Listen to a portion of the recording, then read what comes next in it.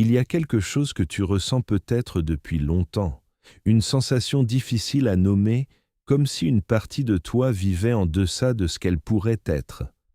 Pas au sens de l'échec, ni de la médiocrité. Plutôt une impression que quelque chose en toi vibre en sourdine, comme une note de musique que l'on entend à peine, étouffée sous le bruit du quotidien, sous les obligations, sous les masques que l'on porte chaque jour sans même s'en apercevoir. Cette sensation, tu l'as peut-être mis sur le compte de la fatigue, de la routine ou d'une période difficile à traverser. Mais, et si ce n'était pas une fatigue passagère? Et si c'était quelque chose de bien plus profond, quelque chose qui t'appelle depuis l'intérieur, depuis cette région obscure et vivante que Carl Gustav Jung appelait l'inconscient? Jung consacra toute sa vie à comprendre ce que l'être humain porte en lui sans le savoir, ces forces intérieures qui façonnent ses choix, ses peurs, ses désirs et ses répétitions. Et l'une de ses intuitions les plus troublantes était précisément celle-ci. Chaque individu possède en lui une énergie psychique qui peut être vécue de façon étroite, contractée, apeurée, ou bien de façon expansive, créatrice, pleinement vivante. La différence entre ces deux états ne tient pas à ce qui se passe à l'extérieur. Elle tient à la profondeur de la relation que l'on entretient avec soi-même. Aujourd'hui, nous allons explorer ensemble pourquoi tant d'êtres humains vivent en dessous de cette profondeur, ce qui les retient, ce que Jung pensait de cette stagnation intérieure, et surtout ce que la psychologie analytique nous dit sur la façon dont l'âme cherche, toujours, à se déployer vers sa forme la plus haute. Pour comprendre ce dont nous parlons, il faut d'abord accepter une idée que Jung défendit tout au long de sa carrière. Il existe en chacun de nous une psyché bien plus vaste que ce dont nous avons conscience. Ce que nous appelons notre personnalité, nos opinions, nos goûts, nos valeurs affirmées, tout cela ne représente qu'une infime portion de ce que nous sommes réellement. Sous la surface de la conscience éveillée, il y a un monde entier, un monde peuplé de figures, de symboles, de mémoires refoulées, de désirs non formulés, de peurs héritées, de potentiels enfouis. Jung nomma cet espace l'inconscient, et il ne s'agissait pas pour lui d'un dépotoir de pensées indésirables, mais d'une source vivante d'énergie psychique, une réserve inépuisable de ce qu'il appelait la libido au sens large, non pas uniquement sexuelle comme Freud l'entendait, mais comme une énergie vitale globale, une force qui cherche à se manifester, à se déployer, à trouver sa forme juste. Quand cette énergie est entravée, quand elle ne parvient pas à circuler librement parce que des peurs, des conditionnements ou des blessures la bloquent, quelque chose en nous se rétracte.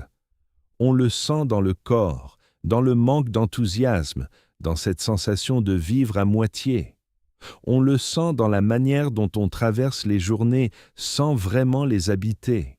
On le sent dans la répétition de certains scénarios de vie qui semblent inévitables, comme si le même film se rejouait sous des décors différents. Pense à ce moment dans ta vie où tu t'es senti profondément vivant. Peut-être était-ce lors d'un voyage, lors d'une rencontre, dans l'exercice d'une passion, ou simplement lors d'un instant de silence absolu devant un paysage qui t'a touché sans que tu saches pourquoi. Dans ces moments-là, tu ne calcules pas, tu n'anticipes pas, tu n'as pas peur. Tu existes pleinement, sans la distance habituelle entre toi et toi-même. Jung aurait dit que dans ces instants, la conscience et l'inconscient entrent en résonance, que le soi, ce centre profond de la personnalité qui cherche toujours à s'unifier, parvient à se manifester sans entrave. Ces moments ne sont pas des accidents, ils ne sont pas réservés à quelques privilégiés. Ils sont des fenêtres ouvertes sur ce que la psyché était naturellement capable de produire lorsqu'elle n'est plus paralysée par la peur, l'autocensure ou les injonctions intériorisées depuis l'enfance. La question n'est donc pas de savoir si tu es capable de vivre dans cet état d'expansion intérieure. La question est de comprendre ce qui t'en éloigne. Je voudrais faire une pause ici et te poser une question sincère. Est-ce que tu as parfois l'impression que tes réactions, tes peurs ou tes patterns de comportement ne viennent pas vraiment de toi, comme si une voix intérieure plus ancienne que ta propre mémoire prenait les commandes à ta place? Jung pensait que ce qui n'est pas rendu conscient continue d'agir dans l'ombre et qu'il façonne notre vie bien plus puissamment que nos décisions raisonnées. Si tu reconnais cette sensation, écris dans les commentaires la phrase suivante: « Je suis prêt à descendre en moi ». Tu verras que tu ne seras pas seul, et cette simple déclaration peut être le début d'un vrai mouvement intérieur. Ce que Jung observa tout au long de son travail clinique et dans sa propre exploration intérieure, c'est que l'être humain moderne a développé une relation très particulière avec ses propres profondeurs. Il les fuit, non par malice, mais par instinct de protection. Le cerveau, en tant qu'organe qui cherche à maintenir la cohérence et la survie, tend à répéter ce qu'il connaît, même quand ce qu'il connaît est douloureux, même quand ce qu'il connaît génère de l'anxiété ou de la tristesse, parce que le familier est perçu comme moins menaçant que l'inconnu. C'est ce mécanisme que Jung explora à travers les complexes, ces noyaux de charge émotionnelle intense formés autour de certaines expériences marquantes, souvent de l'enfance, et qui continuent de filtrer notre perception du monde comme une lentille légèrement déformante dont on ignore la présence. Le complexe d'infériorité, le complexe d'abandon, le complexe du sauveur, le complexe de la bonne personne, tous ces patterns ne sont pas de simples habitudes. Ils sont des structures psychiques autonomes qui ont leur propre logique, leur propre voix intérieure, et qui peuvent dicter des comportements entiers sans que la conscience en soit pleinement informée. Quand quelqu'un réagit de façon disproportionnée à une critique légère, quand quelqu'un sabote systématiquement ses propres succès, quand quelqu'un choisit toujours des partenaires qui le font souffrir, Jung ne voyait pas là des erreurs de jugement. Il voyait la signature d'un complexe qui cherche à être reconnu, à être intégré, à être enfin regardé en face. Et c'est là que quelque chose d'extraordinaire se produit dans la pensée jungienne. Là où la psychologie de surface chercherait à effacer ces complexes, à les corriger, à les rationaliser, Jung proposait quelque chose de radicalement différent: les écouter. Pas pour leur obéir, mais pour les comprendre. Parce que derrière chaque peur excessive se cache une blessure qui n'a jamais été reconnue. Derrière chaque répétition douloureuse se cache un message que l'inconscient envoie à la conscience, une sorte de lettre urgente qu'on a retournée sans l'ouvrir depuis des années. Il pensait que la psyché n'est pas notre ennemie. Elle est notre alliée la plus profonde, et lorsqu'elle génère de la souffrance, ce n'est pas pour nous détruire, c'est pour nous forcer à nous retourner vers elle, à l'écouter, à l'intégrer.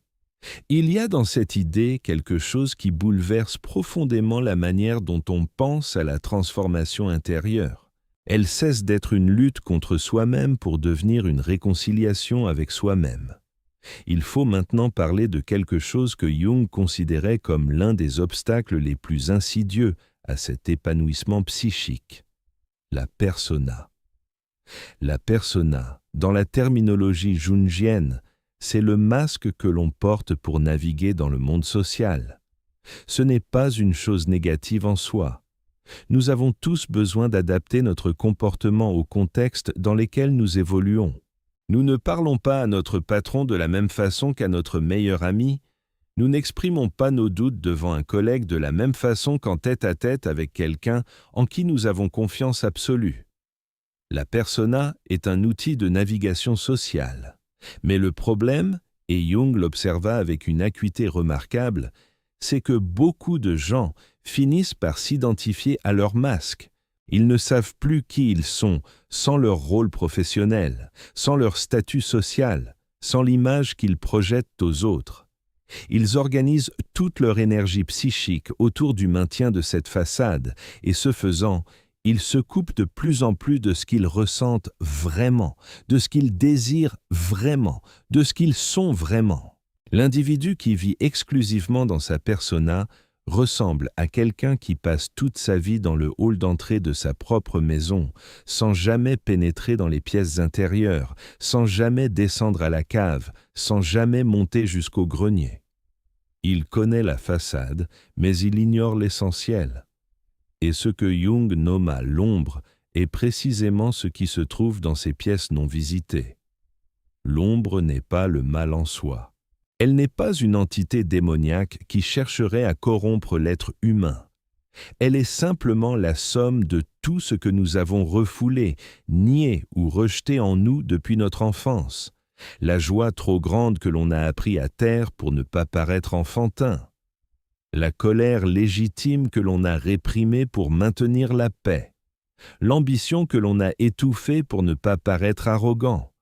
La sensibilité que l'on a cachée pour ne pas paraître faible. La créativité que l'on a abandonnée parce qu'on nous a dit qu'elle n'était pas sérieuse. Tout cela forme l'ombre, et l'ombre ne disparaît pas simplement parce qu'on l'ignore. Elle continue d'agir en coulisses. Elle se manifeste dans nos irritations inexpliquées, dans notre fascination pour certaines personnes que nous admirons ou que nous détestons avec une intensité qui dépasse la raison, dans nos rêves les plus étranges, dans nos lapsus, dans nos symptômes. Jung pensait que le chemin vers une vie psychiquement plus haute, plus vivante, plus profonde, passe nécessairement par la confrontation avec l'ombre.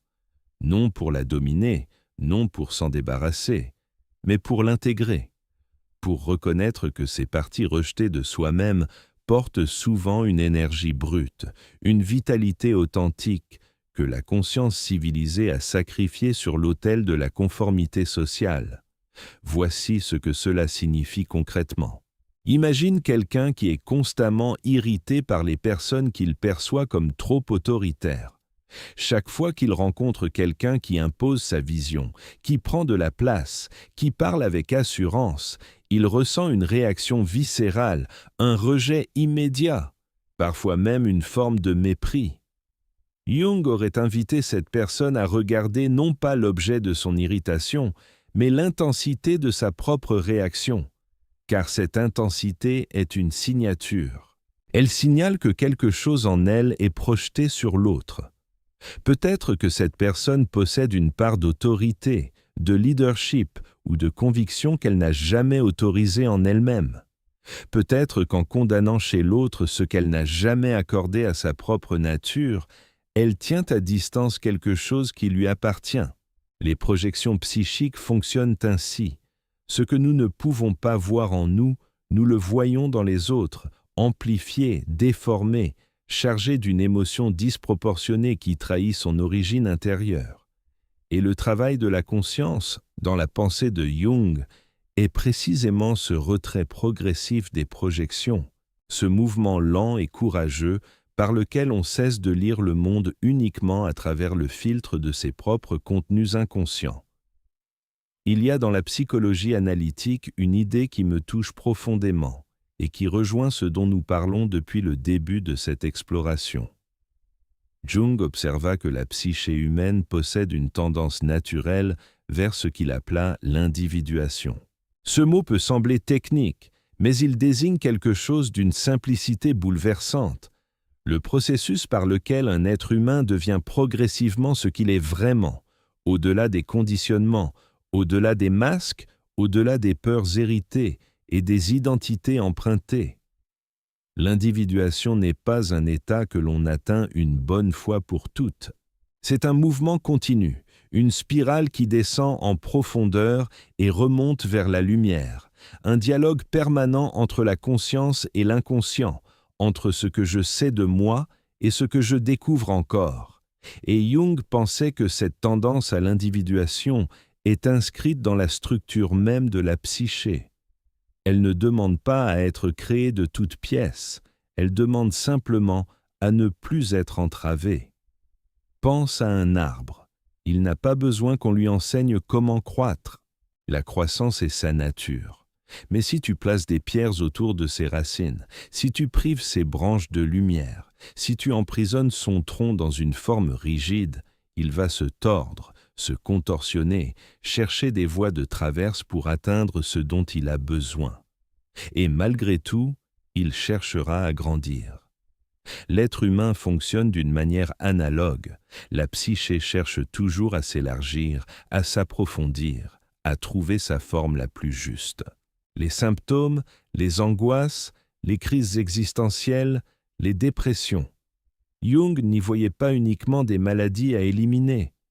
Il y voyait souvent des signaux que la psyché envoie lorsque ce mouvement d'individuation est trop longtemps bloqué. Une dépression peut être le signe que l'on a vécu trop longtemps dans une existence qui ne correspondait pas à ce que l'on est vraiment. Une crise existentielle peut être le signe que le soi tente de forcer une porte que la conscience maintient fermée depuis trop longtemps.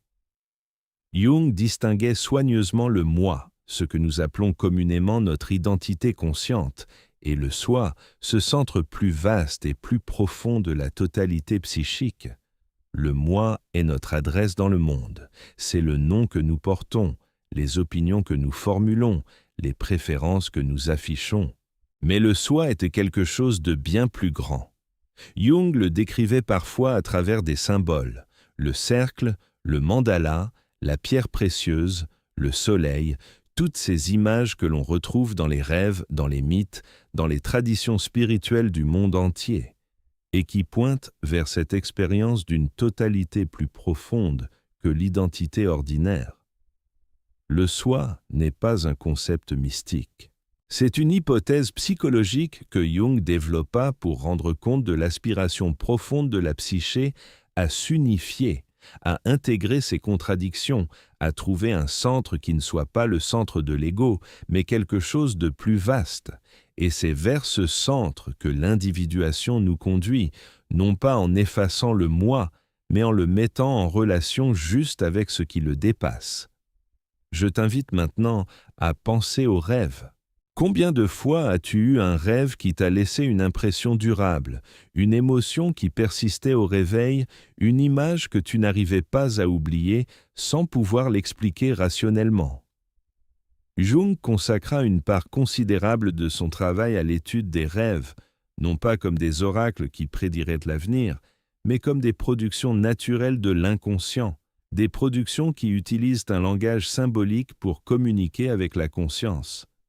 Chaque nuit, pendant que le moi se repose, l'inconscient continue de travailler, d'élaborer, de mettre en scène.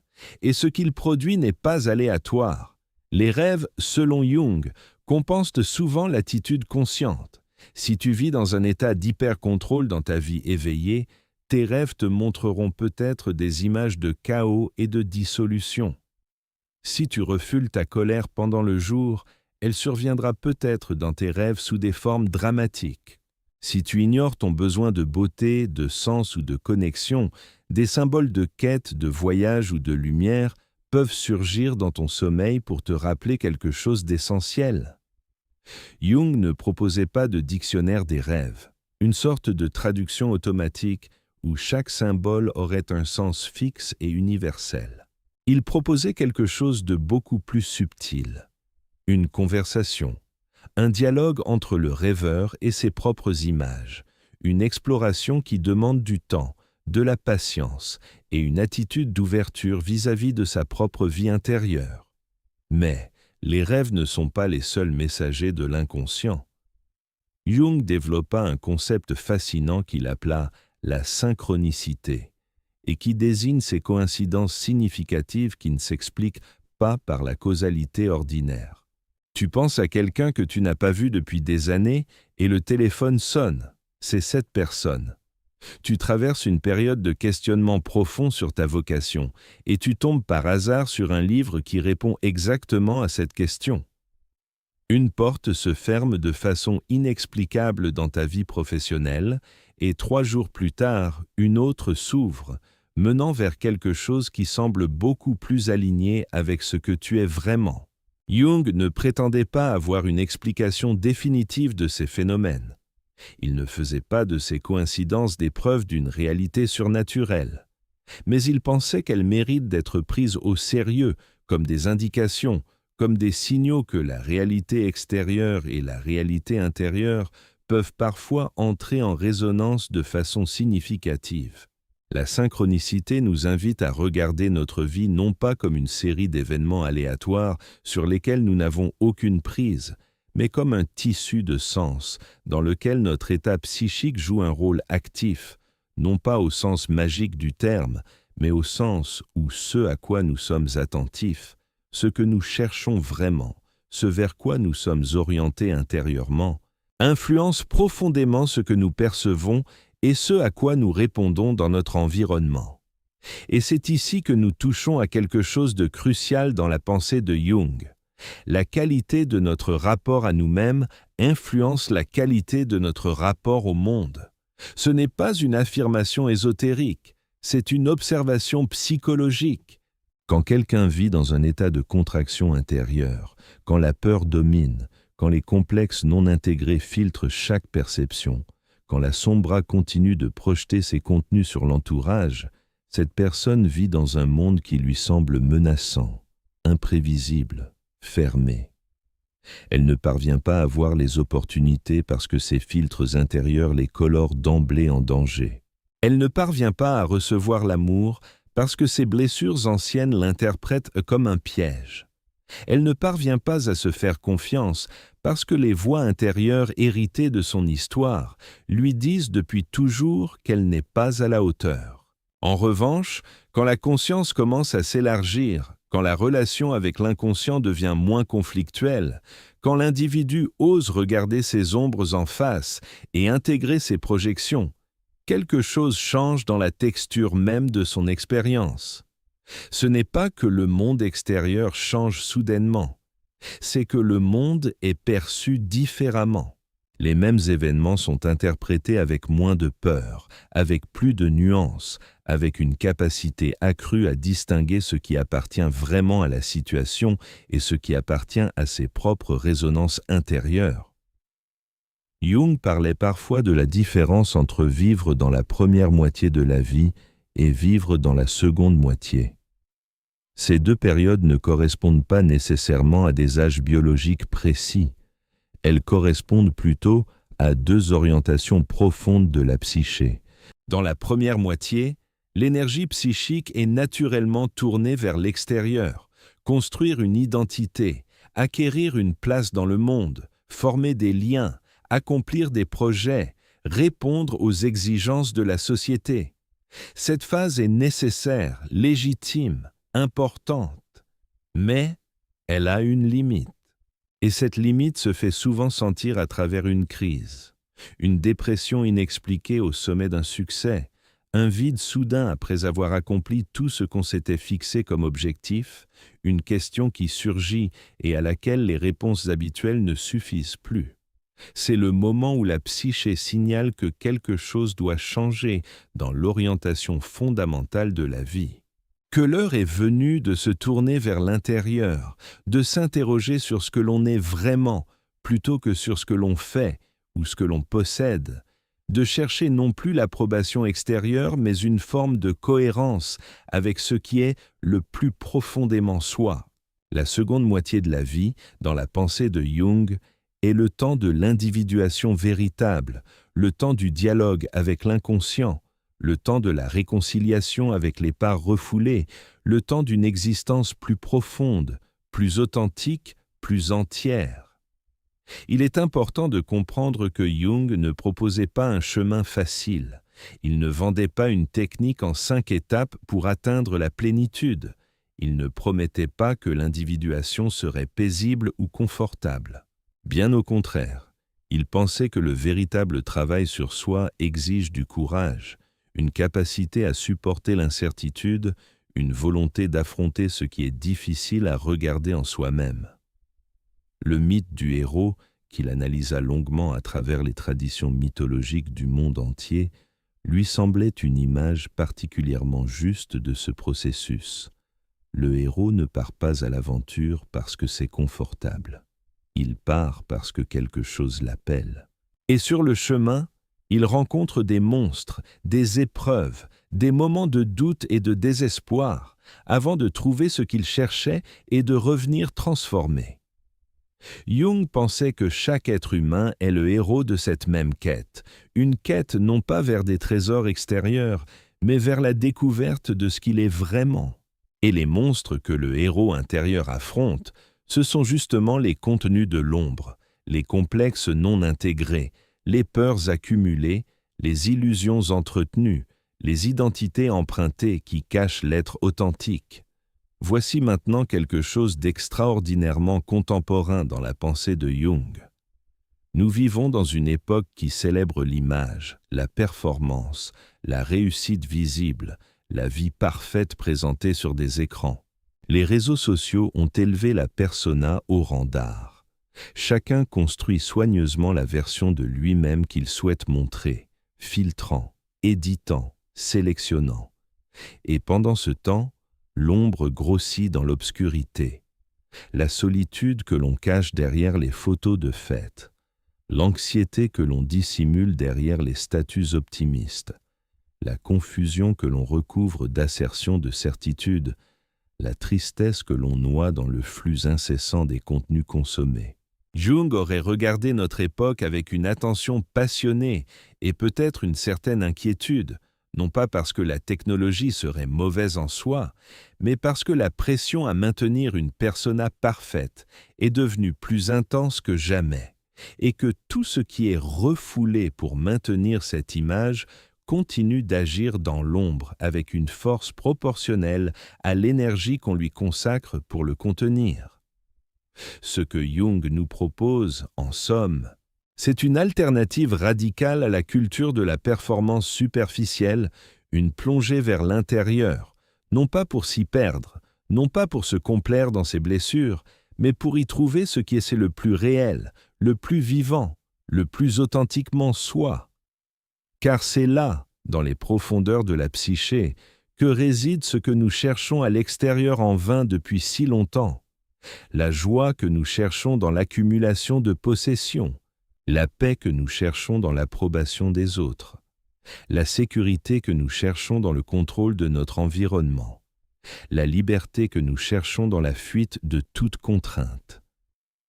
Toutes ces choses que nous projetons sur le monde extérieur, Jung pensait qu'elles trouvent leur source la plus profonde dans la relation que nous entretenons avec notre propre psyché.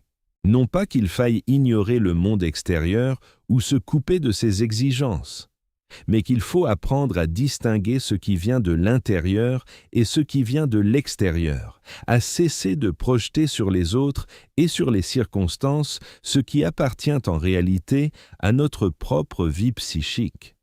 Il me semble nécessaire de parler également des archétypes, car ils jouent un rôle central dans la façon dont Jung comprenait cette énergie intérieure dont nous cherchons à comprendre la nature. Jung postula l'existence d'un inconscient collectif, un niveau de la psyché qui n'est pas personnel mais universel, partagé par toute l'humanité à travers le temps et les cultures. Dans cet inconscient collectif vivent ce qu'il appela les archétypes, des formes ou des matrices de l'expérience humaine qui se retrouvent dans tous les mythes, dans tous les contes, dans toutes les religions du monde, sous des visages différents mais selon des structures étrangement similaires. L'archétype de la grande mère, de l'ombre, du vieux sage, de l'enfant divin, du héros, du trickster, de l'anima et de l'animus. Ces figures ne sont pas de simples créations culturelles. Elles sont, selon Jung, des dispositions profondes de la psyché qui se réveillent à certains moments de la vie et qui exercent sur nos comportements, nos rêves et nos émotions, une influence que nous n'identifions pas toujours clairement. Quand tu tombes éperdument amoureux de quelqu'un et que tu es incapable d'expliquer rationnellement pourquoi cette personne en particulier t'affecte à ce point, Jung dirait que tu as projeté sur elle l'anima ou l'animus, cette image intérieure de la féminité ou de la masculinité que chaque être porte en lui. Quand tu es fasciné par un mentor, un guide, un personnage que tu idéalises au point d'oublier ses limites réelles, l'archétype du vieux sage est probablement activé en toi. Quand tu traverses une période de grande transformation, d'une ancienne identité qui se dissout pour qu'une nouvelle émerge, l'archétype du héros est peut-être à l'œuvre dans ta psyché. Ce qui est beau et troublant à la fois dans la pensée de Jung, c'est l'idée que nous sommes traversés par des forces bien plus grandes que notre identité personnelle. Que le petit moi que nous croyons être, avec ses opinions, ses habitudes et ses certitudes, est en réalité habité par des courants profonds qui viennent de la nuit des temps, de millénaires d'expériences humaines accumulées dans les profondeurs de la psyché collective, et que l'individuation consiste précisément à développer une relation consciente avec ses forces, à ne plus en être simplement le jouet involontaire, mais à apprendre à les reconnaître, à leur laisser la place qu'elles méritent dans l'économie intérieure de la vie, sans pour autant s'y identifier totalement. Car s'identifier à un archétype, c'est ce que Jung appelait l'inflation psychique, cet état dans lequel quelqu'un croit être le héros, le sage ou le sauveur, et perd de vue sa propre humanité avec ses limites, ses contradictions et sa finitude. L'équilibre jungien consiste à être en dialogue avec ces grandes figures intérieures, à les accueillir comme des visiteurs qui enrichissent la maison sans en devenir les propriétaires. Et tout ceci nous ramène à quelque chose de fondamental. Cette fréquence intérieure dont parle le titre de cette réflexion n'est pas une invention New Age, n'est pas un concept emprunté à une physique mal comprise. C'est une métaphore pour désigner quelque chose que la psychologie analytique de Jung décrit avec une rigueur et une profondeur remarquables.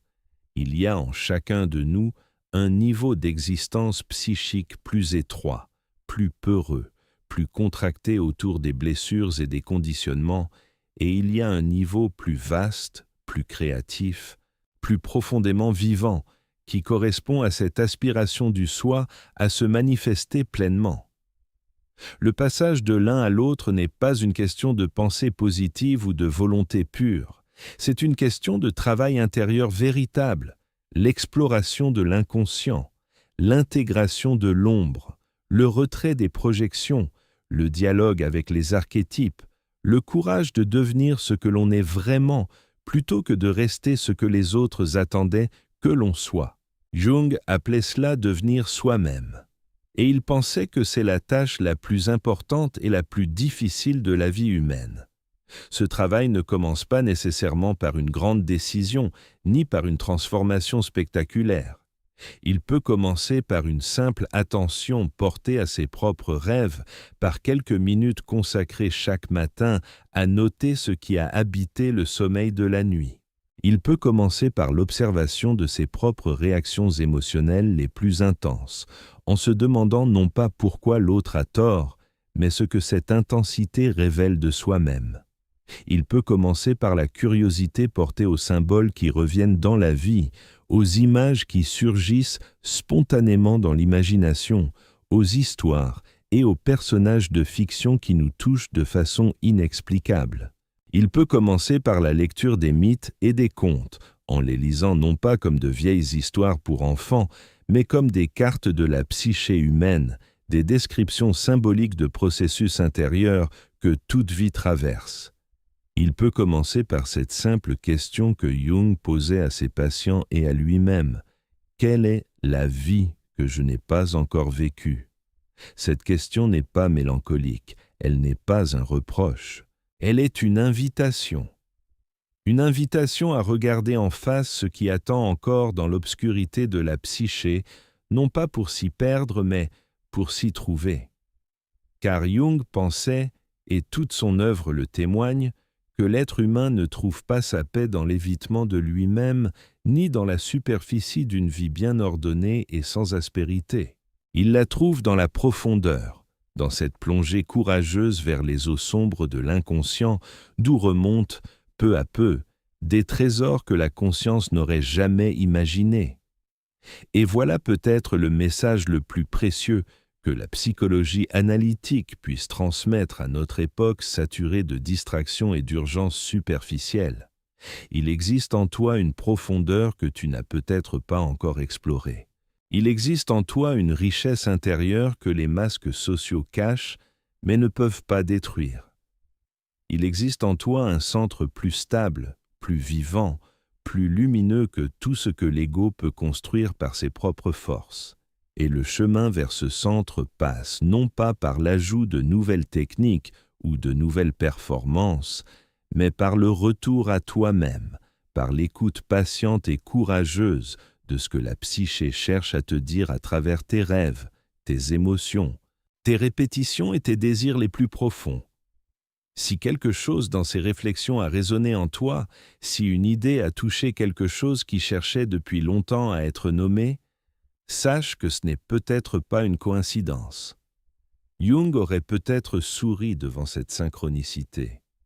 La psyché attire à elle ce dont elle a besoin pour continuer à grandir. Et si ces idées ont trouvé un chemin jusqu'à toi aujourd'hui, c'est peut-être le signe que quelque chose en toi est prêt à descendre un peu plus profond, à regarder un peu plus honnêtement, à vivre un peu plus pleinement. Prends un instant pour laisser un commentaire si une idée de cette réflexion a fait écho à quelque chose dans ta propre vie. Laquelle t'a le plus touché? L'ombre, le soi, le processus d'individuation, les synchronicités ou autre chose. Ton témoignage peut nourrir la réflexion de quelqu'un d'autre qui passe peut-être en ce moment par une période de questionnement similaire. C'est ainsi que la connaissance de soi devient une œuvre collective. Si les idées de Carl Gustav Jung ont allumé quelque chose en toi au cours de ce voyage intérieur, abonne-toi à cette chaîne et laisse un like sur cette vidéo. Chaque semaine, nous explorons ici les grandes profondeurs de la psychologie analytique, de la philosophie et du développement humain, avec pour seul objectif de t'aider à te comprendre un peu mieux, à habiter ta vie un peu plus pleinement, à devenir un peu plus ce que tu es vraiment.